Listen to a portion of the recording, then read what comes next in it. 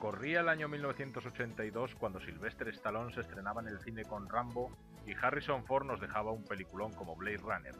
Pero también triunfaban otros géneros como el terror o la ciencia ficción. Y es ahí donde entraría Steven Spielberg en esta oscura trama. Spielberg empezó el rodaje de E.T. el extraterrestre, película que suscitó un gran interés por parte del público, ya que era un género que atraía a las masas como polillas a la luz.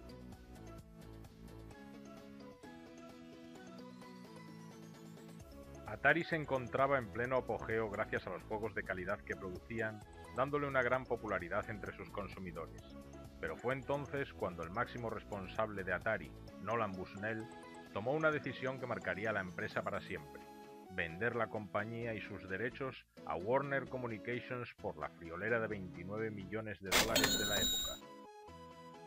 Los nuevos propietarios, a sabiendas de que los videojuegos gozaban de una gran popularidad en ese momento, pusieron en práctica la política de que, sabiéndose ganadores, programarían videojuegos sin importar la calidad de los mismos, pues solo importaba que estuviesen rápidamente en la calle para su venta. La idea era conseguir rápidamente el máximo beneficio con el mínimo esfuerzo. Aunque esta decisión tan desastrosa provocó todo lo contrario, ya que se lanzaron al mercado juegos inacabados con pobres efectos gráficos y sonoros, y lo que es peor, llenos de tantos bugs que realizaban de una tarea tan sencilla como es divertirse con un videojuego a una tarea tediosa y frustrante, ya que era prácticamente imposible jugarlos con normalidad.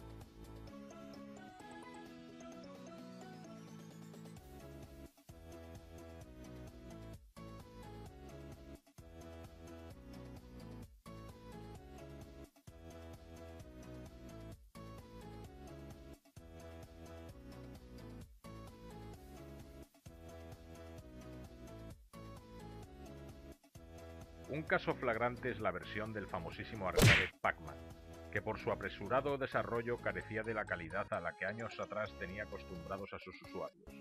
A saber, este juego tenía entre otras cosas un control absolutamente demencial, gráficos pobres incluso para su época e incontables errores de programación.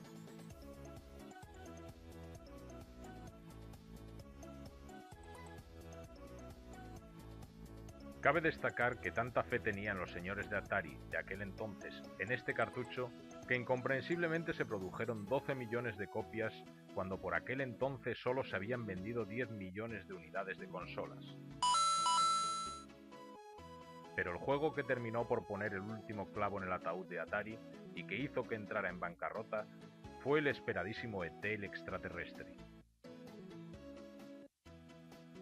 Los ejecutivos de la nueva Atari eran conocedores de la expectación que provocaba la película de Spielberg, y no tardaron en adquirir los derechos por una buena suma: 20 millones de dólares.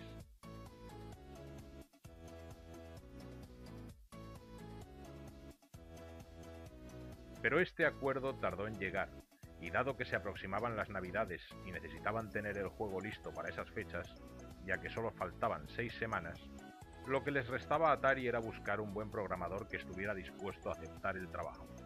Después de estar 2 semanas buscando, encontraron a su hombre en Howard Scott Warshaw, el mismo que unos meses antes había construido para Atari 2600 el Yars' Revenge, que a la postre era el juego más exitoso de esta compañía.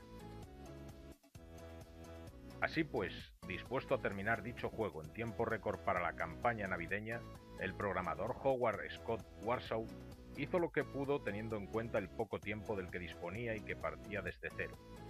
El resultado se veía venir, ya que después de terminar el juego nadie se dignó a probarlo y se puso directamente a la venta. Para sorpresa de los niños de la época que se encontraban al pie de su árbol de Navidad con el ansiado juego, no les esperaba otra cosa más que pesadillas, ya que el juego, una vez más, plagado de errores de programación, con un control nefasto y unos gráficos que resultaban feos incluso en aquel entonces. La crítica machacó incansablemente el juego, alegando de que el producto estaba defectuoso o literalmente que era una estafa, aunque lo peor estaba por venir. Como anteriormente habíamos dicho, hasta ese mismo momento se habían vendido 10 millones de videoconsolas. Pues bien, los señores de Atari decidieron producir más de 5 millones de cartuchos del E.T. el extraterrestre.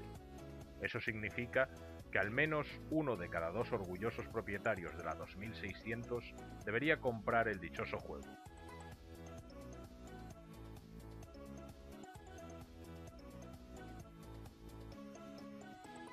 Lo cierto y verdad es que se vendió como churros calientes en la puerta de un colegio en invierno, 1,5 millones de copias ni más ni menos, colocando a ET en el 8º puesto de los juegos más vendidos para la consola.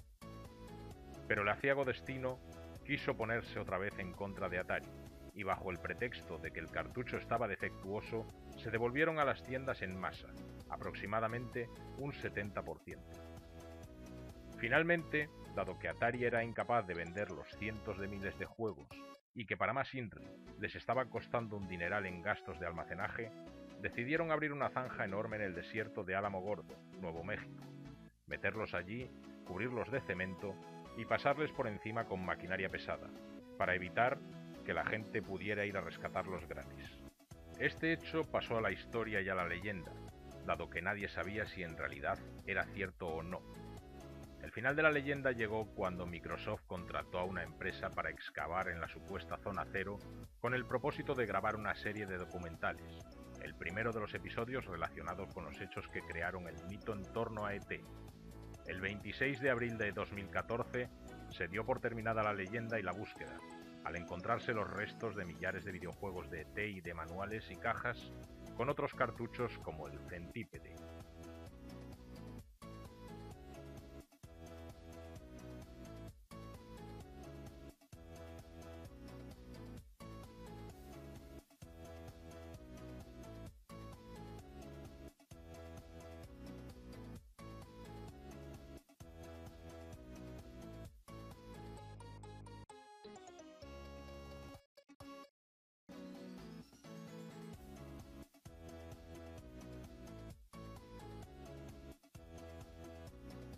Lo curioso de todo el asunto es que el creador del videojuego más exitoso por aquel entonces también fue el creador del videojuego que les sumiría en la más absoluta ruina.